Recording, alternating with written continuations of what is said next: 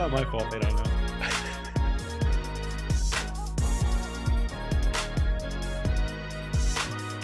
All right, Stokastic, here we go. It is another live before lock, joined with your old pal and Team McBee.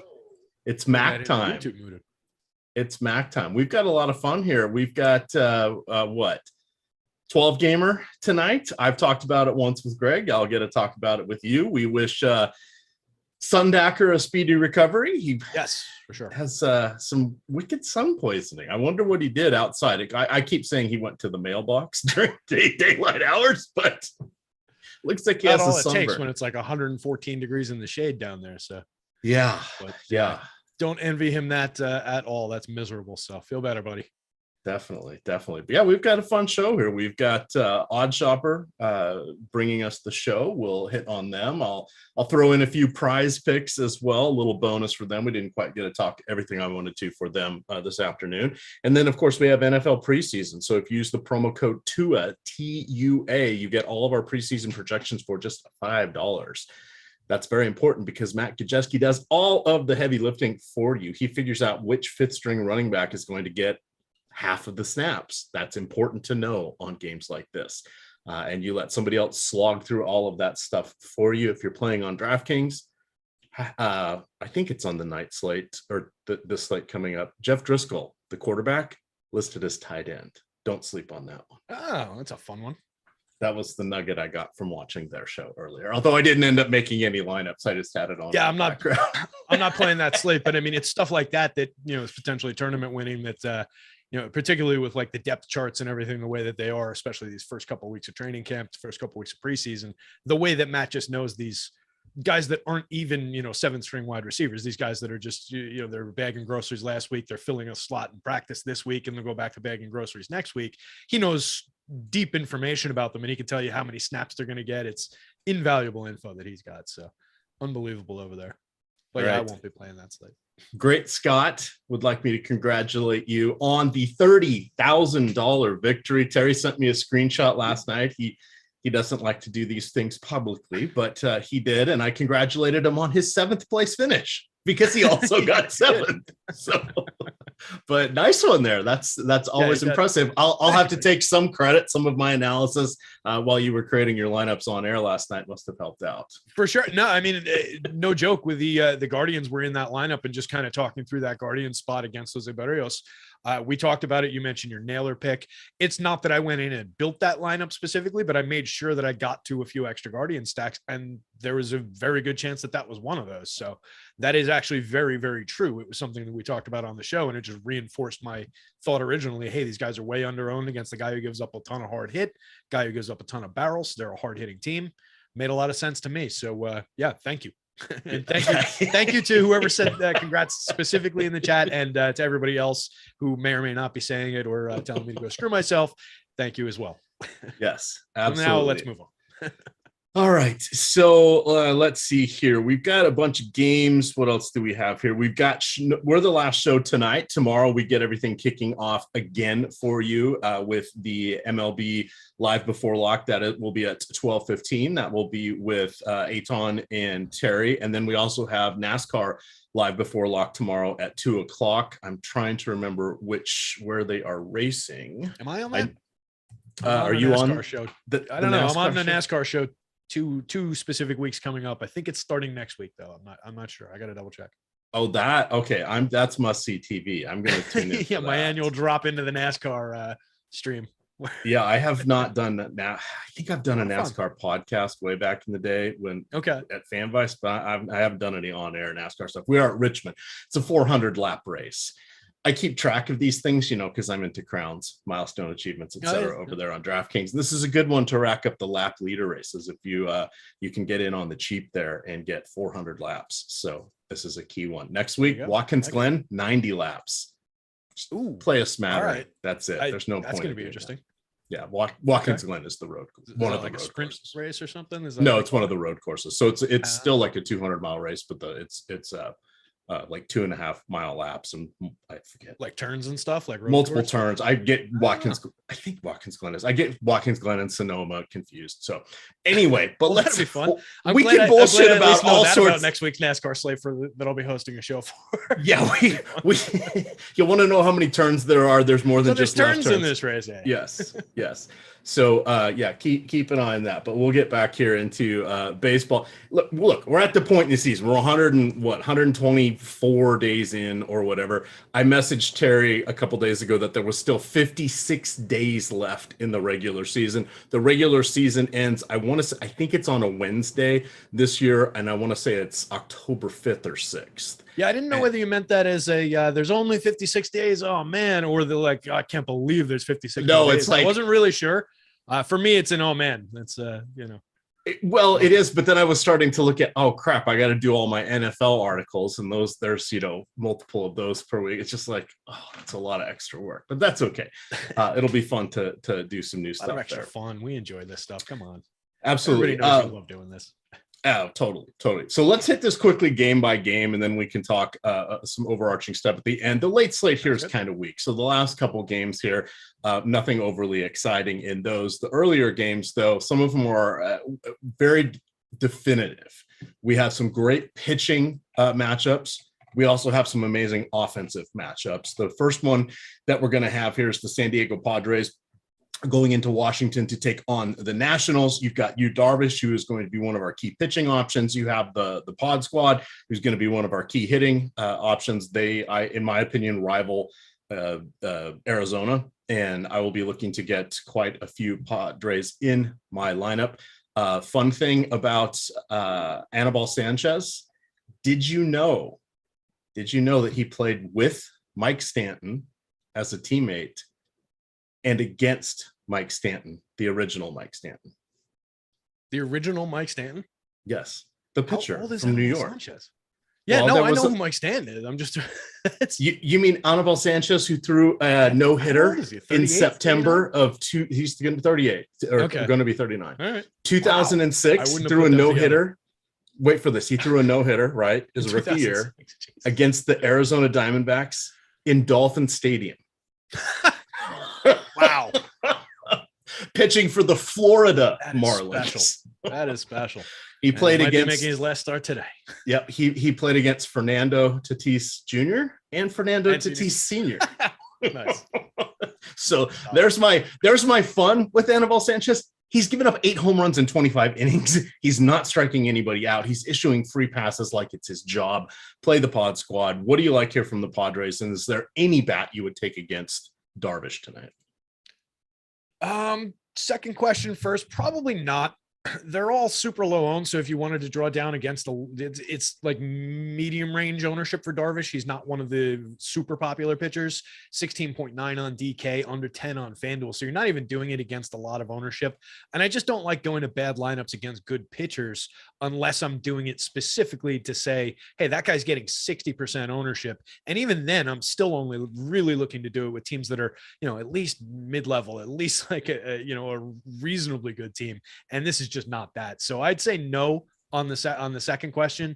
On the first question, yeah, Padres pretty much top to bottom again. They were the other stack in that winning lineup that I had. I mentioned them on yesterday's show. Them and the Astros were exploding through the top of my home run, my power index yesterday, my home run model. Today, they're both top 3 again, but it's much, much closer to the field. They're both slightly under 10 in the full lineup. They're slightly over 10, the magic number in the top 6 of the lineup.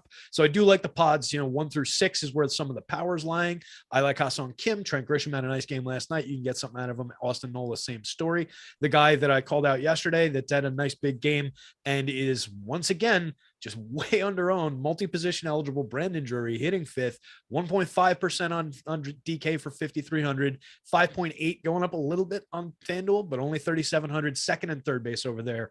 Even more valuable multi-positioning over there. Do not sleep on Brandon Drury. Another home run last night. He's got 23 now. 250 something ISO. So love that bat. But yeah, Soto, Machado, Bell, obviously, the right core of that lineup. So you were talking about Drury having retooled his swing in the offseason or Yeah. as a hitting approach, right? That it does seem to be paying significant dividends. Hopefully this is something he can continue with. So that's it was a specific change that he made and then caught on with the Reds. And it really worked out for him, where he was just, kind of selling out for barrel, selling out for launch angle. And it's translated to not only, that nice home run total, but he's got a 273, 335, 528 triple slash, creating runs 33% better than average. So he's just, the hit tools even improved by it. It's not one of these guys who's coming in here and hitting 210, but he's got 20 some odd home runs. He's actually been an effective hitter in addition to having the power. So love everything we're getting from Brandon Drury. All right. Next game, we got Detroit Tigers at Chicago taking on the White Sox here. Matt Manning, solid pitcher, pedigreed pitcher. The strikeouts really not there for what we want in daily fantasy. On the other side, you have Lucas Giolito having the worst season in his last 3 years. Yeah, that's it's horrible. With him and Bundy, you got to watch those worst season of their career statements though, because those clunky early years. Correct. So I was trying to say that he turned it around. Since he became Lucas Giolito. Yeah, since he became Lucas Giolito after being dealt to the White Sox and having a couple rough years. He was a Nationals prospect. He was part of the Adam Eaton trade.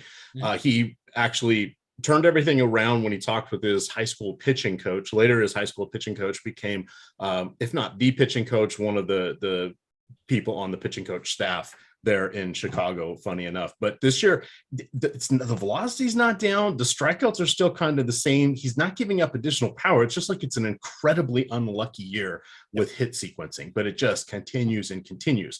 He gets the magic elixir of going against the Detroit Tigers, 68 WRC plus on the season with their active roster. That is a full 10 points behind the next worst team, which would be the Brandon Drury-less Cincinnati Reds. I think that Giolito is obviously going to be quite popular. That salary on DraftKings takes a lot of the cushion out of even a bad performance. As long as he gets you 15 or so points, he should be decent. He's 7,500. He is your cash game pitcher for that one. So I'm thinking looks like we have him for about almost 50%. I'll probably play him on about 40% of my lineups. Probably going to do about the same with DeGrom. I like to go a little bit under the most popular pitchers somewhat, just because it starts to force more unique lineup builds in other places. I'm going to do the same thing with the Arizona hitters today, just so I can, essentially be over leveraged against the entire I can have more of every other team in the field if I go away from those three players just a little bit. That's all it's going to take, is just a little bit here. How are you feeling about Giolito? Do you like him on the blue side? A little more expensive there. I do. I mean, a little more expensive, but that little more expensive is still only 8,500. And if we were told last year, hey, you get Lucas Giolito against the historically bad Tigers lineup against right-handed pitching, and you can have him for 8,500, he'd be like 100% owned on this slate. Like, people would just be going to him in droves. And you mentioned everything that's been down for him this year. And to play into that, 25.9% strikeout rate. And I think I talked about this Lucas Giolito's last start out. 25.9% strikeout rate this year, down exactly 2 percentage points from last year. It was 27.9 last year. The walk rate is up almost exactly 2 percentage points. It's 9.1%. It was 7.2 last year. That's going to impact his whip a little bit because guys are getting a few more base hits. He's putting a few more guys on via the free pass. So 1.5 whip, that's really hurting him. Too many guys on base versus a 1.10 last year, which was pretty good. And the swinging strikes are down 15.3% last year, 12% this year. The good news is he's got the exact same xFIP as he did last year. He's got a very similar home run rate, 3.88% this year, 3.75% this year. He does give up power from time to time. He's got a higher hard hit rate this year than he did last year by 4 or 5 percentage points, but it's Lucas Giolito. I expect that he's going to figure it out, and I want to be there when he does. I mean, this is a great spot for him too. He's just got a lot of public ownership on him. So I might not be 30% like the field is on FanDuel, but I'll probably be 20%, somewhere in that range, 18, 20, and he'll be one of my higher owned pitchers. We talked about this spot yesterday with Kopech and how great it is. And Kopech went out and put up 55 FanDuel points and was also in my tournament winning lineup. So If I'm going to do that with Michael Kopech, I'm definitely going to do it with an underpriced Lucas Giolito. It's just a matter of the degree to which you want him against the field. On DK, 50% ownership, I do agree. I think an undercut is warranted, but you're treating him like an SP2 almost over there because it's 7,500, right? So he's your SP2. You can just mix and match him with some of these other guys. And if you're putting him together with a low-owned Aaron Nola as your number one, Aaron Nola, last I checked, was in like the single digits. And I think that's just way too low given Aaron Nola's talent. So if you're doing that, if you're going to like him and let's say a McCullers on a double pay down, there's a lot of different spots you can dump some of that ownership concern into. So even if you're going around the field or even slightly over the field, I don't think you're necessarily making a mistake because there's a lot of spots you can hide that ownership. There's a bunch of good pitchers today. Yeah, absolutely. Someone in chat was asked about weather in Chicago. There's a slight chance of rain. It's 20% per hour over until about 9:30, 10 o'clock, and then it ticks up just a little bit. That's a 1 in 5 chance of it actually raining, right? It doesn't mean it's going to be 0, but not really anything I'm overly concerned about. Yeah. Plus, Giolito should have a good 90 minutes before anything would even come into play at that standpoint. So I'm not worried about that at all. Anything else from this one? The White Sox kind of get lost in the shuffle a little bit against Matt Manning. Plus, they're without Luis Robert. Lou Bob. We're just going to agree to call him Lou Bob. And obviously Tim Anderson. Yeah, so taking those two key bats out of the lineup does definitely knock them down a degree. But anybody who told me they wanted to go, top 6 with this lineup at least, I would have no real issues with it against Matt Manning here. Good pedigree on the pitcher, like you mentioned, but last year all we saw was a 14.8% strikeout rate over 85 and a third in 18 starts, a 5.13 xFIP. This year, only 20 innings pitched, but a 15.2% strikeout rate, right back where it was, 4.83 xFIP. So I could throw some bats here, and I don't know that I'd be going to him very much in the even at 6K on DraftKings. No reason to go to him, in my opinion, on FanDuel for 6,800. He projects out okay, like he's the top of the bottom third. He's slightly above Anibal Sanchez in my model here, slightly above like the Coors Field pitchers, but I just don't really trust it against the lineup that is still as good as the White Sox. They put bat on ball. They've got a decent amount of power still in that lineup. So anything from Pollock down through Andrew Vaughn in that White Sox lineup, I would have no issues with stacking it. There's some good spots there. Jasmani Grandal for 2,100 on the FanDuel slate, 5% ownership. I like that spot. That's kind of interesting to me. You can pair him with Jose Abreu in the same lineup or Andrew Vaughn at first base in the same lineup, or potentially all 3 and get 3 in a weird configuration that honestly probably nobody's going to be playing but me. Is that a Fear and Loathing in Las Vegas poster back there? I think it is. Right behind you? Yes. Okay. It is a Japanese language Fear and Loathing in Las Vegas poster. There we go. That was a question there from Carlos Manzo. Good eye there, Carlos. And my damn cat ripped the top of it and pissed me off. It's held up at the top by electrical tape. I'm not sure if that's on camera, but cat stood on the back of the chair, stretched to his full body length just to rip down the top of the poster. Like, why? Oh, good thing that the cat is now in his forever home, right? No, that was his forever home. Yes, I thought you were saying good thing the cat's now gone. I was gonna say that was the previous cat. This was the current cat, but yes, I got you. Yes. Yeah. This is his forever home. He's not getting tossed out the window or anything. All right. Atlanta Braves, Miami Marlins. Ian Anderson got tossed out the window. Well, sort of tossed down to AAA. For those of us playing in dynasty leagues, that is unfortunate, as is his counterpart, Eliezer Hernandez, who is down there as well. But tonight we've got Nick Neidert going against Ian Anderson. Anderson gets the call up from AAA because they get the extra pitcher because they played earlier today. So this is a game I'm not really excited about either direction. Neither pitcher really gets enough strikeouts for me to be intrigued, but they're both good enough that they should be able to limit the opposing offenses. We've seen Matt Olson just continue to hit home runs. He had one in the early game today. You can always consider him, Austin Riley, Dansby Swanson, Ronald Acuna Jr., the usual suspects. But, is it Tommy Nance? Why is Tommy Nance popping up now? What happened? The Miami pitcher is different on 2 different sites. Let me look at that. I had it as Nick Neidert. So go ahead and talk. I'm going to go to our tiebreaker, the MLB probable pitchers page. I'm so all right. sad. Well, I mean, safe to say they're not rolling like Warren Spahn. It says Tommy Nance on that page, so I'll be look up for more information. I'm going to give the same take I would have given against Nick. Yeah, is that I think the Braves are going to be playable here. This game is not on the FanDuel slate, so you've got that. You're only talking about DraftKings. Braves not really drawing very much ownership. Acuna is the highest owned player at under 10% for his 5,300. I think they get pretty cheap too. Matt Olson should be a $5,000 player on DraftKings. Dansby Swanson arguably could be a $5,000 player.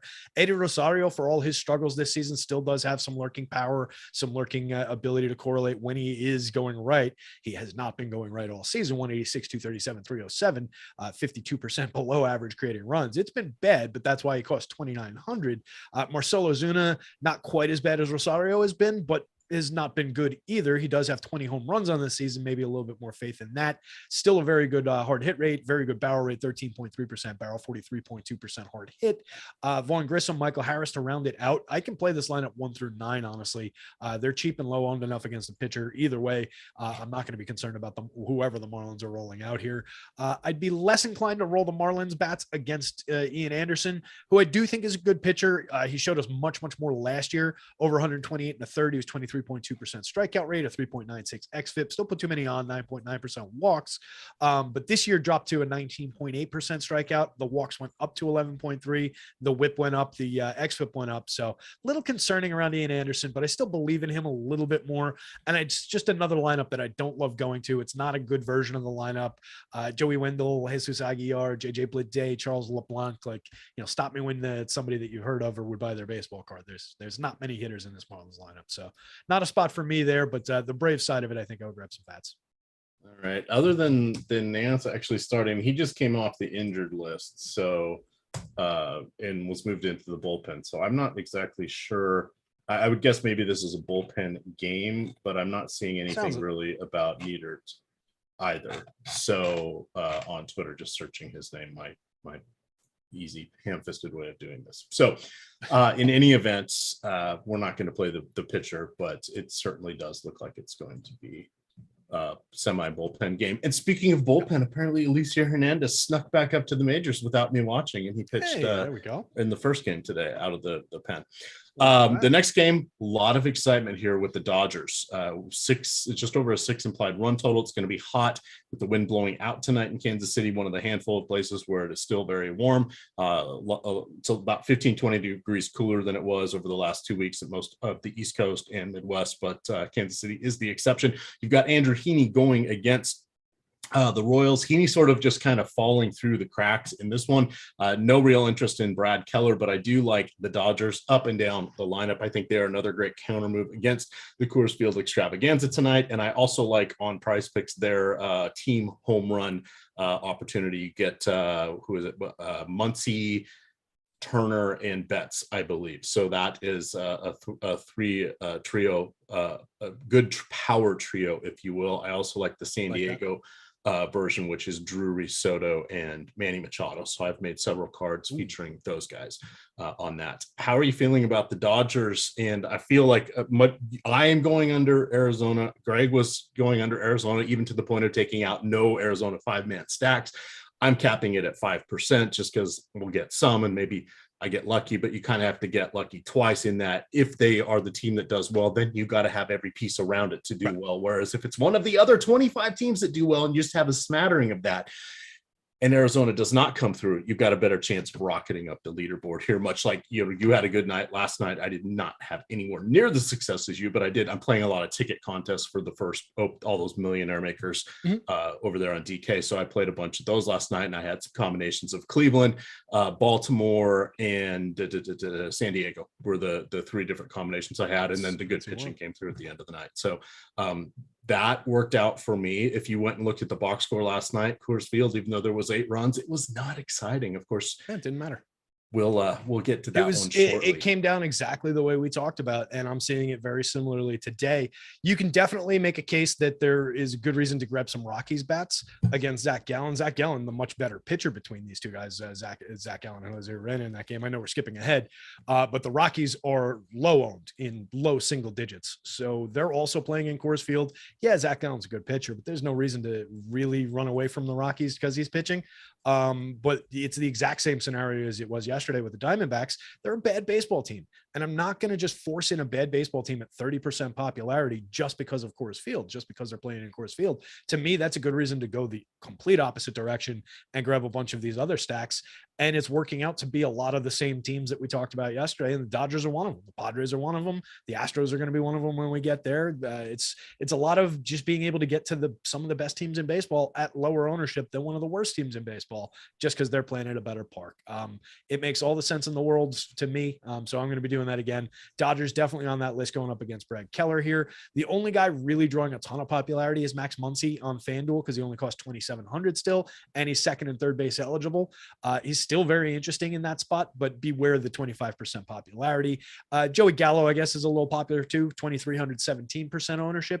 Everybody in this lineup is under-owned on the DK slate, so you can roster them pretty much top to bottom. It's an endlessly good lineup, so I don't really have a combination that I wouldn't play. And there's really, Gavin Lux, Joey Gallo, Cody Bellinger. I'm happy to roster them as a 3-man stack, let alone as components of a bigger stack. So no issues with anybody in the Dodgers lineup whatsoever. It's target for me, one of my highest owned teams in the initial sort here. And I think Andrew Heaney's interesting against the Royals here. He's projecting out as one of the call it the bottom of the top third of my board here.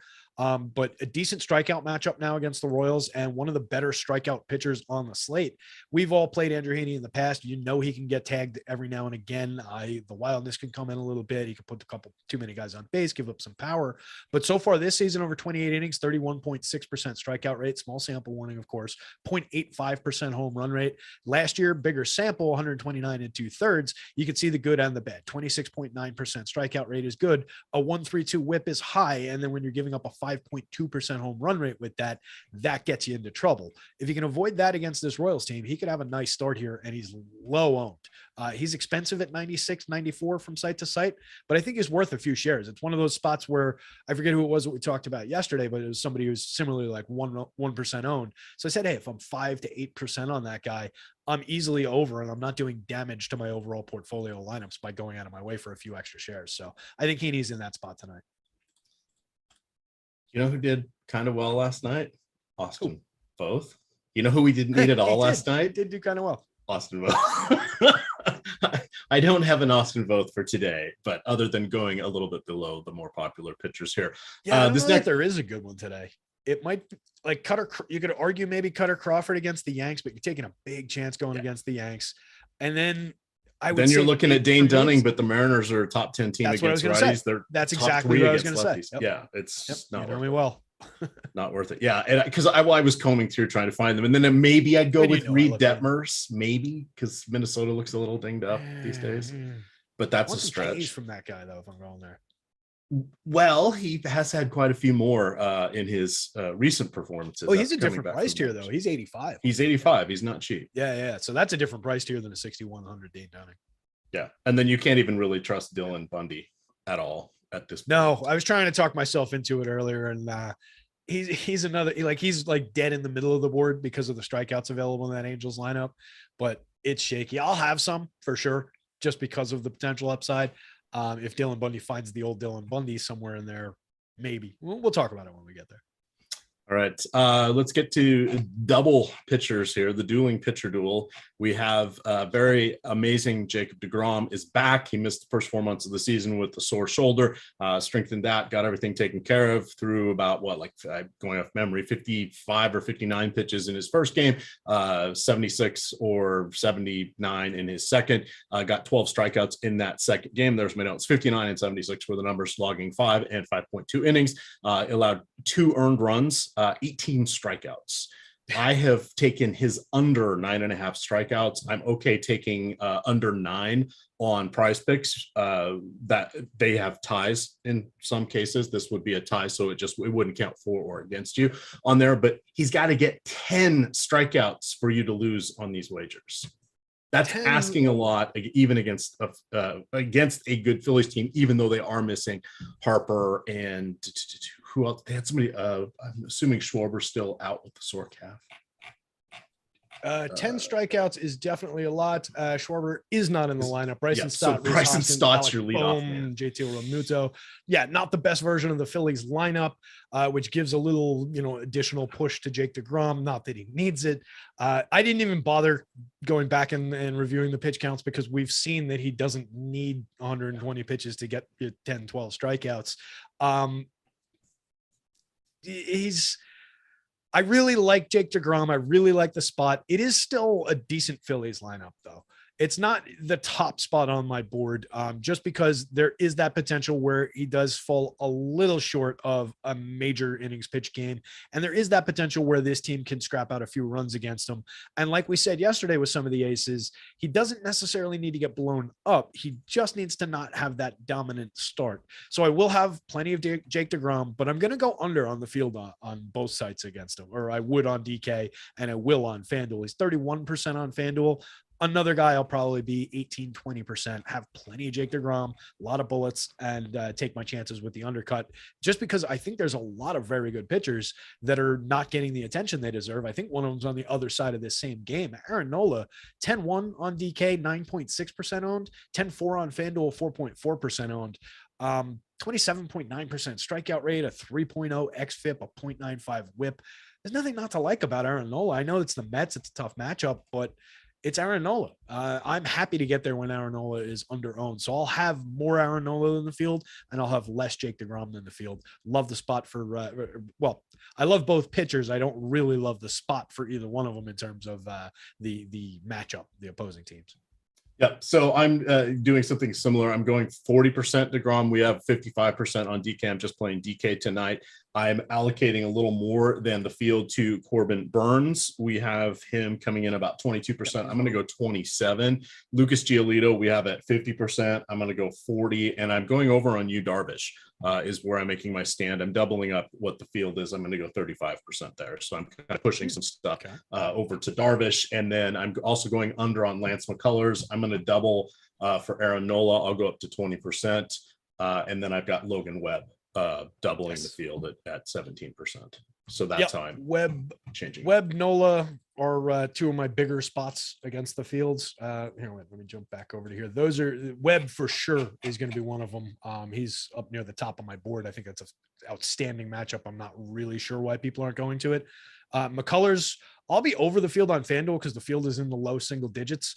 And I think that's a very good spot. And I think he's basically fully stretched out. Like, I'm not really that worried about McCullers. So 3 of my top projected pitchers are actually some of the lower owned good starters. And then Yu Darvish is also pretty low owned. Corbin Burns pretty low owned. So I'm kind of interested in spreading out a lot of that ownership, like I talked about, and just getting to other pitchers than Jake DeGrom. And I'll probably end up under the field on FanDuel on Luke Giolito, even though I just absolutely love the spot. If the field's in the 25 to 30 range, I'll be content to be in that 18 to 20 range, like I said. So some very interesting pitching today. All right. News God put out a new lineup here for Kansas City, but I don't know what their old lineup was. Damn it. I've got their old lineup here if you want it. I was just trying to see who got scratched. Not that it overly matters, but since we were just talking about Haney a little bit. Read off their old lineup, or I'll read it off. You tell me who's not on. Melendez, Bobby Witt, Sal. I gotta get to it. Sal Pal, Hunter. Oh, you're not there yet? Yeah. You said you had it. Oh, they're all the way down the bottom. That's why. Wait, why are they? Wait a minute. All right. There they are. Hold on. Sorry. No, I just couldn't find them. Chat bonus for whomever tells us who got scratched. It could be News Guy. It could be someone. Melendez, Bobby Witt, Sal Perez, Hunter Dozier, Michael Taylor, Nick Prado, Brent Rooker, Mike Massey, Nate Eaton. That's what I've got too, and that's what the new lineup said. So, all right, who knows? Who knows? We're not going to worry about it. We've already spent way too much time on it. We'll cut this out in post-production. Play the Dodgers. Play the pitchers in the Philadelphia and the Mets game. Skip Lance McCullers. Skip Zach Logue. How are we saying Zach's name? I think it's Logue. I've never looked it up. I just always assumed it was Logue. How are you? I thought it was Loge. Loge. It's French. Logie. It's Loge. It's French. Logie. How about Jose Altuve, Jordan Alvarez, Alex Bregman, Kyle Tucker, Trey Mancini. One hell of a lineup going against the Southpaw here.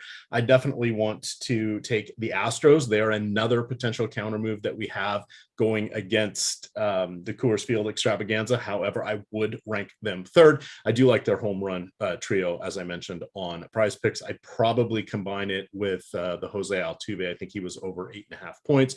Bregman was Bregman was either 1.5 bases or similar for points. So those are the two guys I used over there. How are you feeling about the Astros?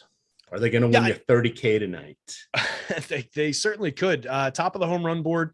9.76 for the full lineup, slightly below the magic number, but very, very close to it, just up and down the lineup on the average for the home run chance, with several guys pulling them up. Of course, Jordan Alvarez, monster number, Kyle Tucker, monster number. What I love about when this team plays a lefty, even a bad lefty, is that those two bats go under owned for who they are. 7% owned for both of them on DK, 11% for Alvarez on FanDuel, 8.7% for Kyle Tucker on FanDuel. Too low going up against a pitcher with a 17% strikeout rate, a 4.46% home run rate, allows a 42.7% hard hit, a 12% barrel. That's over 35 2/3 this inning this year in the majors. Targetable spot. The Astros from basically top to bottom are at least fairly owned. You could argue maybe Yuli Gurriel is getting a little bit too much popularity, but he's cheap, 15.7% owned on FanDuel, 3,300 on DK, 9.1%. And he's one of my favorite hitters to go to. Struggled this year, but he was great all last year. So I always include him when I go to this lineup, but pretty much top to bottom. One of my sneaky bats from this lineup is in the lineup today, Chas McCormick, down near the bottom, only 2,600 on DK. He's pulling a little bit of attention. He's 11%. He's the most popular hitter over there, but just a good bat to work into stacks for cheap. 41.5% hard hit rate on an 11.4% barrel rate for Chas McCormick this year, 11 home runs and 280 plate appearances. Very good hitter who lands pretty cheap and can provide you some late lineup power. So I like getting to this lineup pretty much at least 1 through 8. If you're playing on DK, you can use Martin Maldonado from here and there. Don't love him on FanDuel, but you can mix him in from time to time. Would not be rostering the Athletics, and I will be going to Lance McCullers. You mentioned skip him, but I'll definitely be grabbing some. Okay, let's talk about Lance McCullers. So he had 4 or 5 minor league starts. He got up to around 80 pitches. Less than, I think, in the last one. Less than stellar performance. He says it's because he was more worried about those control. teams he was pitching against are better than this Athletics lineup. That's the key. Oh, those AA and AAA teams are better than this Athletics lineup. So feel the hate. I think it's a good spot for him. Terry. What did the Athletics ever do? He's in a plus spot. They're awful. This is a terrible baseball team. This is a really bad lineup. I think he's got upside. 27% strikeout rate over last year with 162 1/3. He's a pitcher who's always put too many guys on. He's going to get himself into trouble, and sometimes bad luck works into it and works out. So I assume that's what happened to him in these minor league starts. I'm not really worried. I don't concern myself with rehab starts. They're focused on the arm strength, building up the pitch count. They're not really focused on delivering a win for these teams. They just don't care about that. So he's a pitcher who walked 11.1% in a good year last year. So yeah, maybe that comes up to bite him. But Lance McCullers for 8,600 on FanDuel, 8,300 on DK against this team. I will grab some shares of Lance McCullers when he's this low owned against this team. I think there's upside if they let him have 6 innings, if they let him have 100, not 100 pitches. They let him have 90 pitches, and like we said, he reached mid 80s in his last game. I think there's a lot of upside here that the field is leaving on the table. So I like Lance McCullers today. All right, you know what? Just for you, I'm gonna go over. I'm gonna go from 5% as my cap. Cue the 3 inning start. There was a quote from. I know where you. I'm messaging you. Just go sideways. There was a quote from him saying that the innings were going to get extended. He was talking about making the first major league start, and he was saying the innings are going to get extended. The pressure is going to be higher, et cetera, et cetera. I'm looking forward to it. So he's expecting to throw more pitches than he did in that last rehab start, and that was 86. I'm expecting basically a full start. All right, you're never going to guess who answered the question of what the change was to the Kansas City lineup. Is it Mr. Sundacker? It's Sundacker. He wasn't even supposed to be here today. He said Sal Pal swapped from being DH and Rooker went to the outfield. So okay. And Menendez behind the dish officially. Makes sense. So there we go. Appreciate that, buddy. All right. Hope you are feeling better. Gundacker. Yes. Looks a little scary. Looks a little scary. A couple Wallow, things maybe. that want to mention. One, hit that like button for a gun decker. It will definitely make him feel better. Two, you can click through the link that is below us here. So Gundacker operates on like the Tinkerbell principle. If you got to clap your hands to make him feel better, you got to give a thumbs up to make him feel better. Pretty much. Okay. Pretty much. Fair enough. And I'm sure he will be on Twitter talking about it too. So you've got BetMGM. Go click through the link that is below us here in the video description, and you can get up to $1,000 risk-free bet. Whatever you put in and choose for your bet, that is they're backing it, right? So if you lose, you're going to get site credit to get a playthrough again. So you get a second chance. If you win, boom, you win. That's pretty cool. So, you can do it for $10. You can do it for $100. You can do it for $1,000. But these are good ways to build your bankroll. That's a key one. Preseason, again, promo code TUA gets you $5 preseason projections for the remainder of the season. And then get 50% off any 1 week Osmo package. You want the baseball package? 50% off. You want the premium package? 50% off. If you're a first-time subscriber here at Osmo, use the promo code MLB Live, all caps, all one word. That's MLB Live for 50% off any 1 week package. All righty, Terry, back to baseball. We've got the Yankees. We've got Boston. Are you feeling good about how Boston is falling apart? How are you feeling about Frankie Montas? What's going on in Yankee land?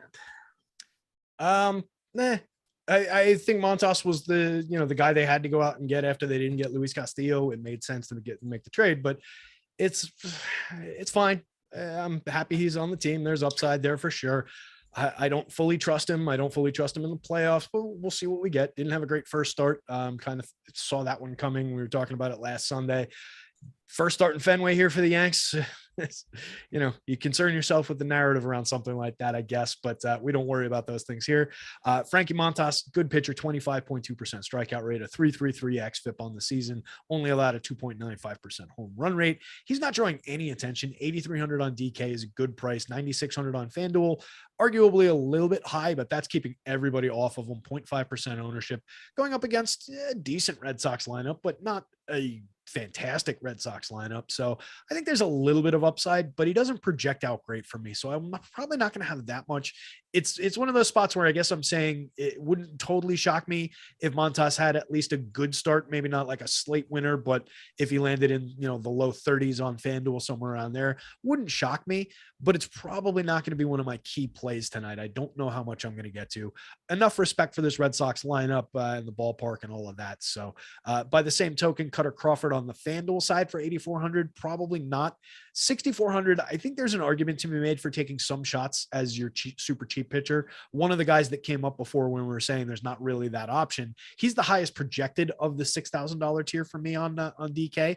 And I think I trust him more than Dylan Bundy, who costs 73 and projects out slightly higher. But I think I trust this kid a little bit more than Bundy. 24.5% strikeout rate over 58 2/3, 4.05 xFIP, good at limiting hard hit, good at limiting premium power. So there's potential there against the Yankees lineup that does strike out from time to time and has been kind of dinged and weakened over the course of the last month or so. The Jose Trevino, IKF, Aaron Hicks part of this lineup at the bottom third, not really overwhelmingly threatening to anybody. Josh Donaldson has struggled quite a bit through most of this season. So there's some holes in this lineup now. Crawford could find a few strikeouts, could be interesting at that 6,400 price. Just a few shares get you well over the field too.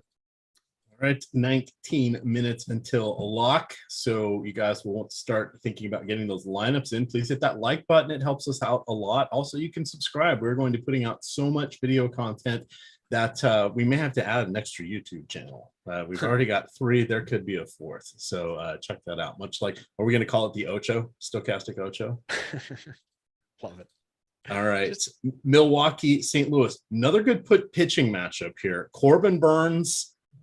I'm willing to go a little bit above the field in this one. He is the reigning NL Cy Young Award winner. Adam Wainwright, I really don't want to pick on him. This is not the matchup where I want to take him. I'm not really getting much of either of these, of anybody in this game outside of Corbin, who I expect I'll have on about 25% of my lineups. And that's a function of me wanting to go a little over the field and go under on Giolito and DeGrom for some leverage here.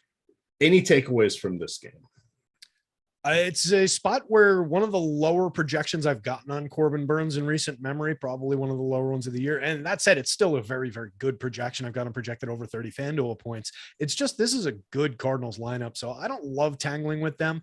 I'll have some of Corbin Burns and I'll probably be above the field on FanDuel. He's 11 grand, but he's only 7.3% owned over there. So it's easy enough to just accidentally fall into a higher share of Corbin Burns than the field.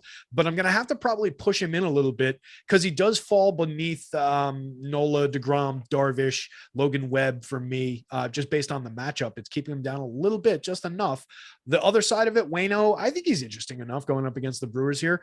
I've got him projected just a couple points, a couple spots below Burns, much, much cheaper. 2.1% owned on FanDuel, 2.1% on DK for just 8,200. 19.4% strikeout rate. Yeah, no, it's not great. He's not the Adam Wainwright of old, but 3.95 xFIP. There's enough from Adam Wainwright. He never really gets into that much trouble. He doesn't give up a ton of power. So I think he's got enough in the tank to suppress this Brewers lineup. I'll have a few shares. It's easy. Again, it's another spot where it's just easy to get above the field or at least play him around the field. You're only talking about a handful of lineups and he's easy to grab. You grab him and then you can build out some interesting stacks with some of these other things that people only paying for the DeGroms and Burnses of the world aren't going to be able to necessarily afford. So it just helps you get to different combinations. So anytime I can do that with a good pitcher that I have good track record with, who projects out fairly well for me at no ownership, I'm happy to take those building blocks and at least try for a little bit of ownership on them.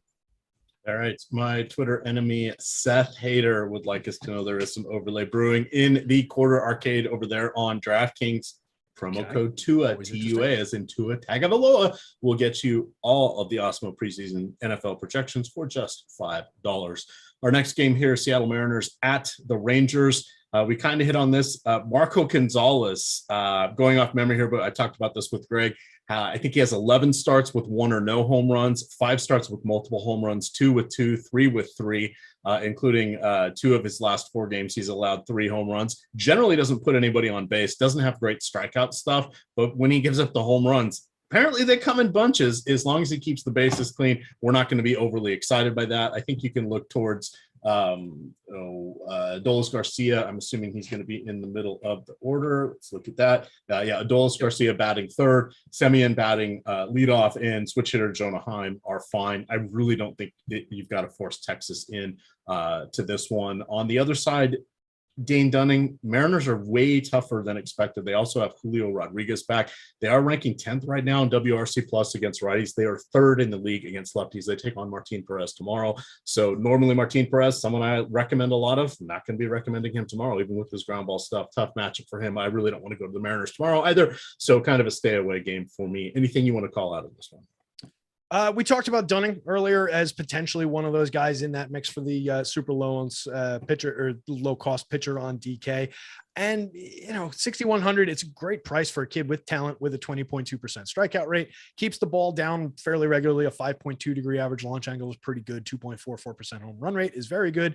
It generates a 10% swinging strike rate. So it's a decent swinging strike rate, even with the lack of put away stuff. And you see him in spots have these upside starts for strikeouts. So he knows how to find it in the right spot. There are some high end strikeout bats, even a Eugenio Suarez, who has a decent power bat, 31% strikeouts in this lineup. Cal Raleigh, 30% strikeout rate. Julio Rodriguez, like you said, coming back, stellar player, excellent bat, but a 26% strikeout rate. So I think there's some Ks in there for him. It's not projecting great for me, but again, if you're taking some dice rolls in the 6,000s and the low 6,000s here at low ownership on DK, I think he's at least in the mix, but it is a good Mariners lineup. It's not one that I love to tangle with, but Dunning's talented enough that wouldn't totally surprise me to see an average to above average start, let's say, for that 6,100 price. And that's enough that will get you, that buys you what, 2 bats, or it buys you a superstar between him and any of the ace level pitchers. So you're getting a big amount for your value there. So I think there's an argument to be made for Dunning. All right, we finally got here, the Coors Field extravaganza. You've got everybody in play, particularly on the Diamondbacks. You've got Zach Gallen, who has a little bit of maybe a smidge of reverse split power. So I think you can look to CJ Cron. Rogers is okay. Those are kind of the ones I'm looking at here. As I've mentioned, have said I'm going to be going under the field on this game, limiting it just to get leverage elsewhere. How do you want to approach the hitters? I know you're doing the same thing with limiting your exposure here. This is a game theory type play, or a strategy, I should say, where if this game goes well, you still need to get all the other pieces around it. If this game performs neutrally and you hit on one of the other teams like the Padres, the Dodgers, the Yankees, the Astros, you are going to be sitting pretty. So I'm willing to roll the dice on this one myself, but I know a lot of people are only building a handful of lineups, so they do want to know about the Coors Field extravaganza, Terry. Sure. And it's very much like what we were saying earlier. It's a lot like yesterday on the Diamondbacks side, where you're just talking about a bad baseball team. Yeah, Jose Urena is not a good pitcher. This is a targetable spot. The most likely outcome, Diamondbacks are going to go out and put a bunch of runs up on the board, but you're walking hand in hand with 30% of the field on most of these bats. It just gets difficult to create that separation. You've got to drill everything else, like what you were just saying, and be differentiated on those plays. So not only, it just makes it a thinner needle to thread the more you roster these guys. I'll have way less of the Diamondbacks in the field. I'm comfortable adding some Rockies shares. I do have respect for Zach Gallen as a pitcher. 23.9% strikeout rate is a little above league average, 3.74% xFIP, a 1.02 whip. He tends to not get lit up. He tends to not give up much power, 2.31% home run rate. But at 1% ownership, 2% ownership for some of these hitters, I think there's a lot of reason to consider some of these Rockies. And again, another spot, just not that you don't have to get that aggressive with it to be well above the field. And bats like CJ Cron, you can't tell me CJ Cron can't hit a home run off Zach Gallen. Come on. Ryan McMahon, he's a lefty. You get a good platoon split there. Randall Grichuk in the middle of the lineup. Brendan Rodgers hits above those guys. Charlie Blackmon hits above those guys. There's decent bats to string together here. Not one of my favorite lineups to go to, but when they're at home and when they're under owned like this, it's the side of Coors Field that I will play. When these teams come up as highly owned as the Diamondbacks are, I just go the other direction. But I'll have some Rockies. I'll have under the field on the D-backs. How much Zach Gallen are you going to play? Are you going to have any shares of Zach Gallen at 7,700 and 0.5% ownership on DK? I have none. Okay. I think that's interesting. I think he's, for everything I just said, he's got talent. He's a good right-handed pitcher. The Rockies suck against righties. There's plenty of strikeouts there for him. I just cited some of his numbers. I think that plays in the reverse as well. I was even considering a couple shares at 8,600 on FanDuel. At 77 on DK, I think that's at least an interesting enough tournament spot where how many shares do you need to grab to be above 0.5% ownership? Triple, double that, it's easy to get to. So I wouldn't take it out of the mix necessarily on DK. I think it's an interesting tournament play. All right, we've got a couple of late games here, only two of them. We've got 9 minutes to go here, Terry. So quickly, the call outs here for, I'll give my quick thoughts and then you can wrap up these last two. Logan Webb, solid pitcher on the main slate. This is a horrid late slate. I would probably look to take some Minnesota bats and target against Reed Detmers, maybe a couple of the lefties for Pittsburgh targeting against Logan Webb. I would try to go for some heavy opposing leverage here and just play this as a 2-game slate where I don't know exactly what's going to happen. Because if you pick on Tyler Beede, the thing you want to remember is he's probably only going to go about 35, 45 pitches. That's a whole bunch of bullpen arms that will be coming in for Pittsburgh. They do have 2 lefties. We know that the Giants manager can't help himself but to lift his left-handed bats for pinch hitters when a lefty comes in from the bullpen. So both those guys are good to go. One of them pitched last night. The other hadn't pitched for like 3 days. So at some point you will probably lose. I didn't think we'd lose Jock Peterson last night. We did.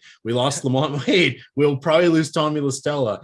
Those would be the guys who use. Brandon Bell already not in the lineup, which just adds to the fun of he won't go in as a pinch hitter, but if they take one of the other guys out, he could find his way into the game somehow. This is just going to be a disaster. I want other people to take the risk on it. When we look at Reed Detmers, I'm okay taking him against Minnesota on the later slate, but I'd pick against him. Yeah, the rookie had a no-hitter. That no-hitter, he had like 2 strikeouts and a walk, or was it 2 walks and a strikeout? I forget which. He's come back up from the minors and had some great strikeout outings here. Hard to know what we're getting. He is a talented prospect here, but the Twins, even without some of their key players, are still pretty good against lefties. So this late slate, I don't have a good read on it. So I'm going to go basically against wherever the popularity sits for that one. I'm really not playing anything on the main slate. Anything you want to add to that? Yeah, I think that's a pretty good way to approach that late slate for sure. For just talking, main slate or late slate in general, the Logan Webb spot against this Pirates lineup, I mentioned it earlier. He is just way under-owned to be facing one of the worst lineups in baseball as a very talented pitcher. I know his strikeouts have dropped precipitously this year. He was 26.5% over 148 and a third last year, and he's dropped all the way to 19.9% over 142 innings this year. But his xFIP is still 3.43. He's got a 10.6% swinging strike rate. He's only got a 1.73% home run rate, a 5.7% barrel rate, keeps the ball down with a 3-degree average launch angle. There is a high probability that Logan Webb is going to go out and shut down this Pirates team, if nothing else. And their strikeout rate is such that I expect him to have some bonus strikeouts here and be more the Logan Webb that we saw last year for a start tonight. He projects out great for me. He's probably going to be my highest owned pitcher tonight. I don't care about I do care that Aaron Nola and Jacob deGrom and those guys are on the slate, but I think this spot is just phenomenal at 2.5% ownership, 9,900 on FanDuel, 91 on DK, 8.2% ownership. I really, really like the Logan Webb spot here. So that's the spot I'm going to hammer. No Pirates bats for me. Maybe one or two hedge stacks sneak in against the Logan Webb shares that I'm grabbing. No real love for the Giants. There's plenty of upside, sure, against Tyler Beede. But like you were saying, maybe you get 2/3 of a game from some of these players. That's always going to be a concern. Minnesota in the LA game, no real love for the Reed Detmer side. I think he's too expensive. 91.85 from 91 FanDuel, 85 DK. No thanks. There's upside in that Twins lineup. Seeing a little bit of power for them, especially around Buxton, Carlos Correa, Jose Miranda, Dylan Bundy. Sneaky maybe. He's not getting any attention. 7,300, 0.5% ownership, 7,500 on FanDuel, 0.5% owned. There is a lot of strikeout upside in this Angels lineup. We've talked about it a lot. It is a very low end version of this Angels lineup. I think I'll probably have a few shares of Dylan Bundy around the edges here, just given that potential for upside. It's definitely playing with fire. He'll most likely have a bad start, get dinged for 4 or 5 runs, not give you the value. But in that case where he comes out and keeps this lineup down over 6-7 innings, I think the strikeout upside is going to be there. So it's kind of interesting for the price for the ownership. No real love for the Angels lineup. I will grab some shares of Minnesota against Reed Detmers here, though. Plenty of good right-handed power bats in that lineup to look to. Some of the guys that I named up top before, you can mix in even like the Gio Urshela's of the world. Gary Sanchez hiding down the bottom of the lineup for super cheap on DK as a catcher. Even Max Kepler, lefty-lefty. I'm not worried about that lefty-lefty at all. Do you think they will remember Dylan Bundy? How many of these guys were on that? Yeah, there's a few guys that were on that team. They'll probably remember them. Yeah. Just a couple. What do you is Randall Grichuk made the lineup, correct? Yeah. Yes. Memory serves, he was in the lineup. 1 home run or 2 because it's his birthday. What's his birthday? Oh, let's give him 2. What the hell? Good home run hitter. Yeah, he early in his career he was really good with the righty power back when he came out of the hidden underground lab that sits below Busch Stadium, where they just create these players that come out of nowhere. And I'm surprised Mike Yastrzemski was not part of their laboratory experiments there in St. Louis, but here we are. Odd Shopper, reminder, we are sponsored by them tonight. They're the Stokastic sister site. You can make bets in 30 seconds or less. All you got to do is go over there to Odd Shopper. No subscription required. All you got to do is just sign up with an email. I just go in there with Google, and it lets me come on in and knows who I am. And you get to see all of our projections. Pardon? What's the password you use with that? It's a whole bunch of letters and numbers. Okay. Just trying to trip you. There might be some special characters too. I could probably call it up in my password keeper on my phone here. Show that to everybody. Yeah, just show them all of them. So, 200 likes and you get all 80 max passwords. How many likes we got? 124. We haven't been haranguing everybody in nearly enough. No. Do I have to sacrifice Sean V again? I will ban him for 300 seconds. If you guys give us more likes, and if you don't give us more we'll likes, stay on an extra 300 I'm going to invite him on air too. Yeah, he's going to come on air if you guys don't give us more likes. It is what the gods want. Sacrifice Sean V to the chat. EMAC, do it. It will be fun. Do you have your lineups uploaded, Terry? Yeah, not entirely sure what's in all of them, but what I've got right now is Yep, that's why I was just confirming on the old telephonic device here. So looks like they're all in, and I'm just checking. Right. I like to check my picture shares because it gives me a nice little summary here. I am quickly uploading. A lot of NOLA, a lot of web, a lot of but McCullers. Anybody watching, you're going to want to get your lineups in because there's really no late slate. Everything's kind of going off here in the first 20 minutes. Yeah, that's the tricky part here. There's no, not a lot of room to late swap around. Yep, the bailouts are few and far between tonight. Yeah, that's why I'm double checking that I've got nobody who's not in the lineup. Nobody scratched. What? I've got extra lineups in here. You need me to ramble? Nah. Talk about some home run picks or something like that for a minute. Yeah, give us the home run picks. Why don't we do that? Let me give you a little sort here. I have a feeling I know who we're going to see up near the top of it here. There he is. Oh, he's number 2, Mr. Jordan Alvarez, number 2 for the Astros. We talked about them loving the upside. Byron Buxton, though, who I mentioned, there was a lot of upside in the power on the top of the Twins lineup. He's sitting at the top of that Twins lineup. He's at the top of my home run board, so I like that spot. Juan Soto, kind of never a stranger here, but Kyle Tucker also right there. Those lefties in that Astros lineup, like I said, when we were talking that team up, when they go against a lefty, and it doesn't even have to be a good one, they end up on their own. People overrate lefty and go away from it too frequently. These are 2 excellent hitters, 2 guys with extreme power upside. So I definitely love those spots. Jock Peterson creeping into the top 6 there if he's in the lineup, is sitting around 6 right below Manny Machado.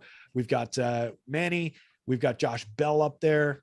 So decent amount of power showing from San Diego and Houston again, just like yesterday. Let's see who else is flashing in there. All right, I got MJ Melendez. I was getting to a decent amount of Kansas City, actually. I was a little surprised by that. So I'm curious to see how they do tonight. But MJ, Sal, both up near the top. Bobby Witt showing a little bit of power in the old model here. And Brent Rooker also above average in the old model here. So interesting lineup for KC today. I like the chat. The 2K Charlie Culberson dong. I think he's batting 6th or 7th tonight. He's represented in my lineups. Thanks, Fantasy Cruncher. And then Elvis Andrus, the only first run homer, only run the A's score. I'm going to set the over under on actual home runs this year that Elvis Andrus has hit at 9.5. Where do you have him? Where do you stand on that? Because I know you haven't looked at Elvis. Actual Elvis Andrus home runs? You're saying over 9? No, it's got to be under. I can check it real quick. I'm next to that game. He is. Oh, he's at 7. That wasn't a bad line. That wasn't too bad.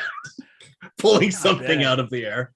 Yeah. No, that was honestly 7 was more than I thought. I would have guessed 3. I didn't think he had even 7. So.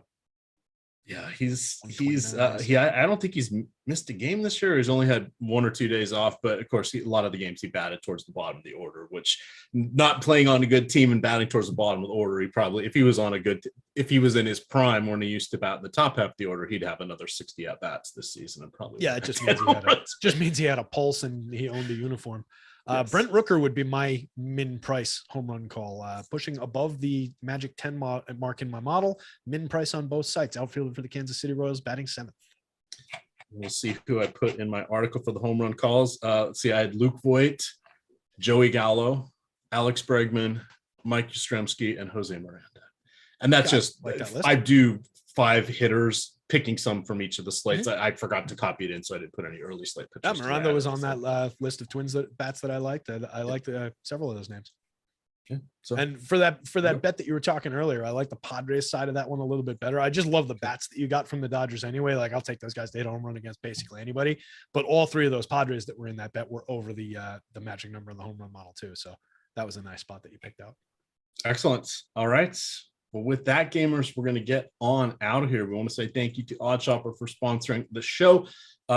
Little hat tip there to Prize Picks. I know they're not sponsoring us, but you get a $100 deposit match with promo code AWESOMO. You also get 30 free days of Stokastic premium content. I reference them when I'm on the show because I can't get to DraftKings when I'm in Zoom because it thinks somebody else is entering things on my computer and it just won't let me in there. So I'm usually looking at that. But I'm looking at signing up for a couple more sites as we get into football here. And it's going to be exciting. BetMGM is going to be one of them. I'm eyeing a couple different deposit bonuses. I like the deposit bonuses. Let's talk this. Like, have you done your research on this? Maybe this is something that you can like tease out and get some free swag from these guys to try and win your business. They're watching. They're out there. They know who you are. Everybody wants EMAC playing on their site. We might be able to load up on some hats, some T-shirts, some coffee mugs, all that fun stuff. There we go. That's definitely what we need. Prize Picks. You know where I am. You send me a 1099. You can send me some swag. BetMGM. Prize Picks sent me a box of swag. I got a Prize Picks hat back over there. Right there. We got the old Prize Picks swag. I actually got a swag email from FanDuel the other day saying they did you really stuff. I don't know how much of it I would ever wear. The hat or the if it's a black t-shirt or like a dark blue t-shirt, I might wear it. If it's a decent enough hat, I might wear it. But I tend to, the marketing quality, it varies. So it depends on how good they are. The Prize Pick stuff was actually nice. They sent some. I chose a DraftKings bag. That's a good bag. Yeah, it's not bad. I could go away for 2 weeks with that bag. Then I got a little one of these. A little shaving kit. And what do I have in here? A DraftKings. That'll be nice sleeve zip up. Okay. Yeah, not bad. Not too shabby. Just saying, being an Onyx tier does have its perks. Learn how to grind out these little things. They give you gifts. It's a lot of fun with that. But in any event, we had a share with 5 TVs. Yes. Sponsored by DraftKings. That's pretty impressive, though. Yeah, they gave him a coffee maker. Yeah, I don't get that kind of good stuff. I just get the kind of the okay stuff. Right. Stuff, but I'll take shirts and hats and stuff. Right. Stuff that you can hang on the hook back there. Yes, exactly. Yeah, one day you're gonna have to actually do a show with actually a hat on. You realize that, right? I don't know that I've done you've ever had. Here, I used to wear them all the time. Yeah. Oh, what do I have over here? Last time he tried to get a hat, it knocked over his camera. I do remember that, like on stream. I've got an old Washington Wizards hat from. I don't see you like to wear these kind of hats. I usually don't. I like the ones that are a little. I like the traditional. Yeah. Okay. Look, the little Pro Football Hall of Fame. Yeah. Nice. Okay, solid visit. But I wear hats a lot. Oh, this was part of the DraftKings swag. See, that's not bad. I would. It's the one Adam always wears. I was gonna wear it when I saw Adam and just tease him and say, "Hey, look, I got one too." Not special. That's not a bad hat. Just the black with the white, nice flat, like plain. That's not bad. I would consider. Absolutely. Oh, Arcathel's. Have you seen Adam's strip club veteran hat? So he was wearing it the other day. Yeah, I did catch that. That's great. I can't remember who gave it to him. I don't know if it was Rinpack or somebody gave it to him, yeah. Or a viewer sent it to him. Solid. I can't remember, but yeah, it landed with the right party. Let's just say that. Yeah. Let's just say that. Yeah. All right. Cracked me up like 4 or 5 times. I think Adam's deadpan is one of the funniest things that's on the channels. Like he doesn't get enough credit for how funny he is. Yes, he is a lot of fun. He needs a lot of fun to hang out with in person too. I would imagine. A lot of fun. I haven't met him in person, but I would imagine so. It's funny. He's up in Maryland. I'm in here in Virginia, but we've met up in Chicago. We've met up in New York. We've met up in Nashville a couple times. Never close to home. never in the DMV area, but so be it. All right, we're going to get on out of here. Thank you to producer Tyler, who did all of the shows today. Thank you to Terry. You can find him on Twitter at DigitalB21. I am at EMACDFS on Twitter. And of course, it is us. Pardon me. Of course, it is Stokastic _COM. With that, $5 in the jar after the show. Good luck. Shame.